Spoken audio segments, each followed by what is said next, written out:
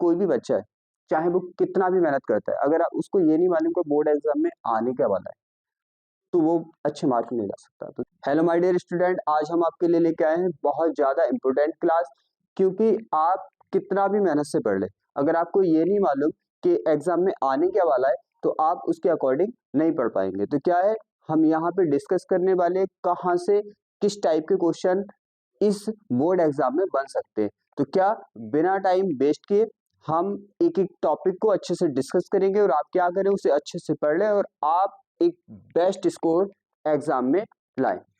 तो क्या है, हम टॉपिक वाइज चलेंगे, एक एक टॉपिक को अच्छे से एनालाइज करेंगे। तो सबसे पहला चैप्टर है हमारा वैद्युत आवेश तथा क्षेत्र। तो सबसे पहले अगर हम बात करें तो वैद्युत द्विध्रुव, यहाँ पे क्या है, वैद्युत द्विध्रुव बहुत इंपॉर्टेंट है, यहाँ से लॉन्ग क्वेश्चन बनते हैं। वैद्युत द्विध्रुव की अक्षीय स्थिति और निरक्षीय स्थिति क्या होगा कि यहाँ पे जो वैद्युत द्विध्रुव की अक्षीय स्थिति और निरक्षीय स्थिति में वैद्युत क्षेत्र की तीव्रता आपको डिफाइन करनी है। ये क्या करना आपको अच्छे से करना, अक्षीय और निरक्षीय स्थिति में वैद्युत क्षेत्र की तीव्रता। उसके बाद क्या आता है, उसके बाद आता है गॉस की प्रमेय तथा इसके अनुप्रयोग। गॉस की प्रमेय करनी है आपको अच्छे से, और इसके अनुप्रयोग इसमें दो बहुत ज्यादा इंपॉर्टेंट है। कौन से, एक तो अनंत लंबाई का पतला सीधा तार, उसके लिए आपको ई डिफाइन करना, और अनंत विस्तार की समतल आवेशी चालक चादर, उसके लिए ई डिफाइन करना। तो सीधी सी बात है, ये बहुत ज्यादा चार टॉपिक, बहुत ज्यादा चार यहाँ पे जो टॉपिक है बहुत ज्यादा इंपॉर्टेंट है, यहाँ से लॉन्ग क्वेश्चन बहुत ज्यादा बनते हैं। दो टॉपिक और दो टॉपिक आप इनको इस चैप्टर में सबसे पहले करें, और एक चीज और, इंपॉर्टेंट टॉपिक से न्यूमेरिकल भी करके जाएं और आर्टिकल भी। ऐसा होता है कुछ सेट में वो न्यूमेरिकल डाल देता है, कुछ सेट में उसी टॉपिक से आर्टिकल डाल देता है। तो बहुत ज्यादा इंपॉर्टेंट है, आप इसे अच्छे से करें। फिर आगे चलते हैं। अब आता है स्थिर वैद्युत विभव तथा धारिता। तो क्या होगा, आप क्या करें, सिंपल में आप क्या कर सकते हैं, वैद्युत विभव की परिभाषा तथा मात्रक, इसका शॉर्ट क्वेश्चन कर सकते हैं, इंपॉर्टेंट है। उसके बाद आते हैं हम वैद्युत द्विध्रुव पे। तो यहाँ पे भी क्या, वैद्युत द्विध्रुव की अक्षीय स्थिति में और निरक्षीय स्थिति में आपको क्या डिफाइन करना है, वैद्युत विभव का आर्टिकल, बहुत ज्यादा इंपॉर्टेंट है। उसके बाद टॉपिक हमारा आता है धारिता। धारिता के शॉर्ट क्वेश्चन आप कर सकते हैं, एक तो वैद्युत धारिता की परिभाषा और इसका मात्रक, संधारित्र की धारिता और इसका मात्रक।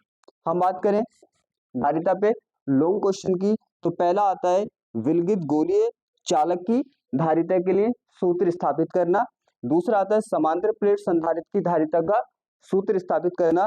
तीसरा आता है समांतर प्लेट संधारित्र का ऊर्जा घनत्व। यहां से क्या है, बहुत ज्यादा इंपॉर्टेंट है ये तीनों, आप इन्हें अच्छे से करके जाएं, और वैद्युत द्विध्रुव के अक्षय और निरक्षय। और आप शॉर्ट क्वेश्चन यहाँ से वैद्युत धारिता की क्या कर सकते हैं, धारिता की परिभाषा, संधारित्र की परिभाषा, उसका मात्रक। फिर चलते हैं हम चैप्टर नंबर चलते हैं हम थर्ड पे, वैद्युत धारा। वैद्युत धारा में क्या करना है, किरचॉफ के नियम, दोनों नियम आपको अच्छे से करने। फिर करना है बी डिस्टेंस सेतु को। फिर आता है बहुत ज्यादा, ये लॉन्ग में बहुत ज्यादा पूछा जाता है, क्या अनुगमन वेग तथा धारा घनत्व में संबंध आपको करना है। और एक क्वेश्चन ये पूछा जाता है अनुगमन वेग तथा धारा में संबंध, दोनों क्या है, दोनों बहुत इंपोर्टेंट है। और वे डिस्टेंस सेतु। फिर उसके बाद क्या आता है, प्रतिरोध की ताप पर निर्भरता। आपको ये देखनी है, थ्योरिकल है, प्रतिरोध ताप पे किस तरह से निर्भर करता है। ये आपको तीन क्वेश्चन बहुत ज्यादा इंपॉर्टेंट है, और उसके बाद आप ये क्वेश्चन करें। अब हम चलते हैं इससे आगे। एक चीज और ध्यान रखनी है आपको, यहाँ पे किरचॉफ लो पे, और क्या है, किरचॉफ लो पे, बी डिस्टेंस सेतु पे न्यूमेरिकल भी बहुत ज्यादा बनते हैं। बी डिस्टेंस सेतु पे भी अगर टफ न्यूमेरिकल वो रखने की कोशिश करता है, तो बी डिस्टेंस सेतु को वो उठा लेता है, और किरचॉफ के सेकंड नियम को। ये हो गया। अब चलते हैं हम चैप्टर नंबर 4 पे। चैप्टर नंबर 4 है हमारा गतिमान आवेश तथा चुंबकत्व। यहाँ पे क्या करना है आपको, वायु सेवर्ट का नियम करना है, और इसके अनुप्रयोग करने। अनुप्रयोग कौन सा इसका इंपोर्टेंट है, कुंडली वाला।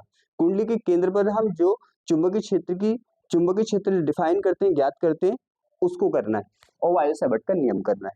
उसके बाद एम्पियर का नियम करना और इसके अनुप्रयोग करने।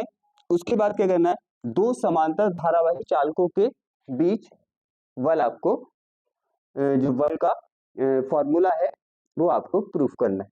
तो यहाँ पे क्या है, यहाँ पे हमने 3 टॉपिक लिए, बहुत ज्यादा इंपॉर्टेंट है। और साथ में एक चीज और मैं बता रहा हूँ आपको बार बार कि यहाँ पे इम्पोर्टेंट जो हमारे टॉपिक हैं उनसे आप न्यूमेरिकल भी करके जाएं। कुछ सेटों में इन इम्पोर्टेंट टॉपिक से आपको थ्योरियां देखने को मिलेंगी, थ्योरेटिकल क्वेश्चन मींस आर्टिकल देखने को मिलेंगे, कुछ में आपको न्यूमेरिकल मिलेंगे।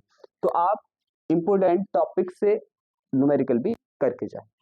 तो ये हो गया वायु-सैबार्ट का नियम, अनुप्रयोग हो गया, एम्पियर का नियम, अनुप्रयोग हो गए, दो समांतर धारावाही चालकों के बीच बल हो गया। यहाँ से 3 टॉपिक बहुत ज्यादा इंपॉर्टेंट है। अब चलते हैं हम चैप्टर नंबर 5 पे, चुंबकत्व एवं द्रव्य। यहाँ पे क्या करना है, अनुचुंबकीय, प्रतिचुंबकीय, लोचुंबकीय, इनकी क्वालिटी को पढ़ना है। और यहाँ पे शॉर्ट क्वेश्चन में आप कर सकते हैं चुंबकशीलता, आपेक्षिक चुंबकशीलता तथा चुंबकीय प्रवृत्ति को। यहाँ पे ज्यादा नहीं है, बस ये थोड़े क्या है थ्योरेटिकल क्वेश्चन है, आपको इनको करना है। आगे चलते हैं विद्युत चुंबकीय प्रेरण पे। तो क्या करना है, विद्युत चुंबकीय संबंधी जो फैराडे के नियम है आपको कर ले। उसके बाद क्या करना है, लेंज का नियम करना है, ये दोनों थ्योरेटिकल है। फिर आगे करना है प्रेरण में क्या करना है, स्वयं प्रेरण गुणांक जो है इसका क्या करना है, आपको थ्योरी करनी है। अन्योन्य प्रेरण गुणांक की भी आपको थ्योरी करनी है। और यहाँ पे क्या है, लॉन्ग आर्टिकल सबसे ज्यादा इंपॉर्टेंट है यहाँ पे इस चैप्टर से, दो समाज परिनालिकाओं के बीच अन्योन्य प्रेरकत्व का सूत्र स्थापित करना। तो ये हो गया हमारा, हमने केवल वो ही टॉपिक लिए हैं जिनके चांसेस 100% यहाँ पे है एग्जाम में। तो आप सबसे पहले इसको करके जाए। आगे चलते हैं हम नेक्स्ट पे, प्रत्यवर्ती धारा। प्रत्यवर्ती धारा में क्या है, अनुनाद की आवृत्ति के लिए जो सूत्र आता है उसको करना है आपको, एलसीआर परिपथ करना है। ध्यान रखना एलसीआर परिपथ इस चैप्टर का सबसे मोस्टली है, इसको तो 5 स्टार मान लो। क्यों, क्योंकि यहाँ से क्या होगा, न्यूमेरिकल या आर्टिकल आपको देखने को पेपर में मिलेगा ही मिलेगा। ये हो गया अनुनाद की आवृत्ति के लिए सूत्र हो गया, एलसीआर परिपथ हो गया। उसके बाद आता है प्रत्यवर्ती धारा के लिए वर्ग मध्य मूल मान का व्यंजक और ट्रांसफॉर्म आपको करना है। तो सबसे ज्यादा इसमें इंपोर्टेंट है एलसीआर परिपथ। उसके बाद क्या करना है, प्रत्यवर्ती धारा के लिए वर्ग मध्य मूल मान और अनुनाद की आवृत्ति और ट्रांसफॉर्म आपको करना है। अब चलते हैं हम नेक्स्ट चैप्टर पे। फिर उसके बाद आता है वैद्युत चुंबकीय तरंगे। वैद्युत चुंबकीय तरंगे बिल्कुल थ्योरेटिकल है। क्या करना है, वैद्युत चुंबकीय तरंगों के जो गुण है आपको वो करने हैं और वैद्युत चुंबकीय स्पेक्ट्रम को आपको करना है, बस। आगे चले, आगे क्या है, किरण प्रकाश की। किरण प्रकाश की में क्या है, आपको प्रकाश का अपवर्तन और उसके नियम देखने हैं। और यहाँ पे क्रांतिक कोण तथा पूर्ण आंतरिक परावर्तन को देखना है। और कभी कभी वो ऐसे भी पूछ लेता है कि क्रांतिक कोण और अपवर्तनांक में संबंध बताइए या उसको संबंध को प्रूफ कीजिए। फिर उसके बाद आता है प्रिज्म द्वारा प्रकाश का अपवर्तन। सबसे ज्यादा इंपॉर्टेंट ये है, सबसे ज्यादा 5 स्टार क्वेश्चन है ये, सबसे ज्यादा इंपॉर्टेंट है इस पूरे चैप्टर में। यहां से आपको न्यूमेरिकल या आर्टिकल देखने को मिलेगा ही मिलेगा। क्या, प्रिज्म के द्वारा प्रकाश का अपवर्तन का सूत्र, आर्टिकल या न्यूमेरिकल 100%। उसके बाद आता है लेंस के मेयर का सूत्र। यहाँ पे जो सूत्र है फोकस दूरी वाले अपवर्तन के लिए, फोकस दूरी वाले जो सूत्र है किसके, हमारे दर्पण के लिए या परावर्तन के लिए, जो भी ये सूत्र है फोकस दूरी वाले अपवर्तन के लिए हैं, ये परावर्तन के लिए हैं, लेंस के लिए है, दर्पण के लिए है। तो यहाँ से आपको क्या मिलेंगे, यहाँ से आपको न्यूमेरिकल देखने के लिए मिलेंगे और लेंस के मेयर का सूत्र। आगे चलते हैं, आगे तरंग प्रकाश की। तरंग प्रकाश की में यंग का प्रयोग, प्रकाश का व्यतिकरण और विवर्तन, ये आपके थ्योरेटिकल क्वेश्चन है। यहाँ से थ्योरेटिकल क्वेश्चन आपको देखने को मिलेंगे। हाई गेंस की द्वितीयक तरंगिकाओं के आधार पर अपवर्तन परावर्तन का आपको सूत्र स्थापित करना है। यहाँ पे इस चैप्टर में सबसे ज्यादा इंपोर्टेंट ये है, सबसे ज्यादा इंपोर्टेंट। 5 स्टार। यहाँ से क्या होगा, आपको लॉन्ग आर्टिकल देखने को मिलेगा। आगे चलते हैं।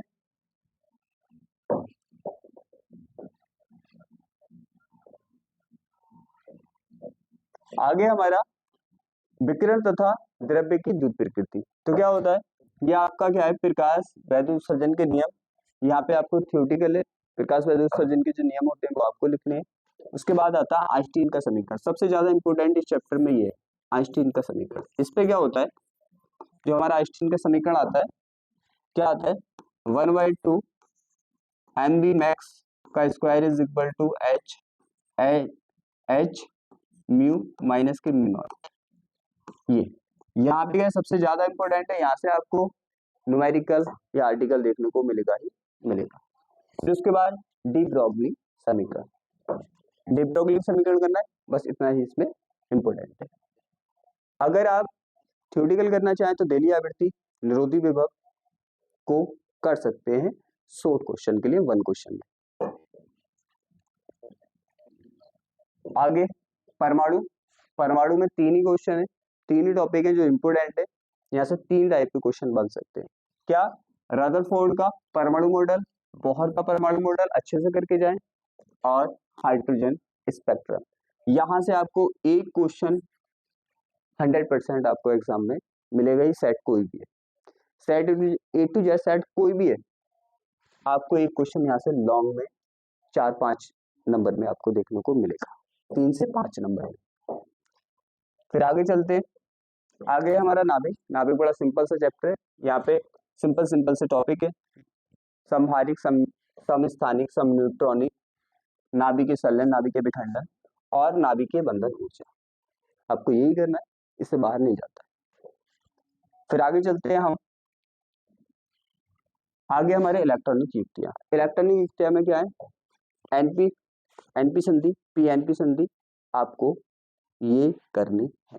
तो क्या है, आप इन सभी टॉपिक को अच्छे से कवर करके जाएं, क्योंकि आप, कोई भी बच्चा है चाहे वो कितना भी मेहनत करता है, अगर आप उसको ये नहीं मालूम कि बोर्ड एग्जाम में आने क्या वाला है, तो वो अच्छे मार्क नहीं ला सकता। तो इसलिए क्या करें, आप पहले देखें कि कहाँ से क्वेश्चन पूछे जाते हैं, उसी के अकॉर्डिंग आप अच्छे से प्रिपरेशन करें, क्योंकि बुक में तो इतना लिखा है कि आप बहुत टाइम तक पढ़ेंगे। 2 साल मिलते हैं फर्स्ट ईयर इंटर के, आप 4 साल भी पढ़ेंगे तो शायद आप एक पॉइंट को तो क्लियर नहीं कर पाए। तो क्या है कि हम स्मार्ट वर्क करें, जिससे क्या होगा, कम टाइम में हम बेटर स्कोर कर सकें। तो आज की क्लास को क्या करते हैं, हम यहीं पे क्लोज करते हैं। आप इन सबको एग्जाम से पहले अच्छे से रिवाइज करके जाएं, जिससे आप बेटर स्कोर कर पाए।